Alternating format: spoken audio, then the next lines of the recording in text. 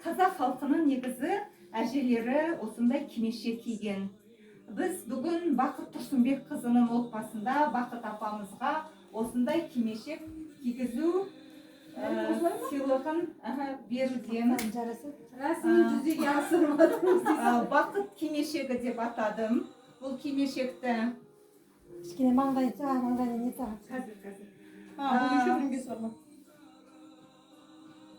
Сыртынан негізі 15-20 метрға ұзартылған. Апамыз бұрын салма салатын болған.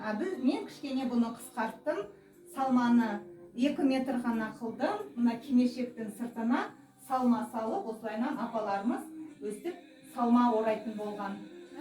Салманы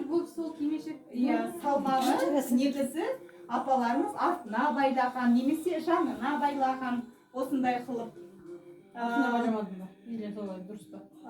Енді қалайынан байлауға болатыны оны қарастырып, кішкене арырақ. Нағыз осылайынан апамыздың кимешегі құтты болсын, айландырып өстіп апамызды көрсетіп жіберейік. Өте әдемі.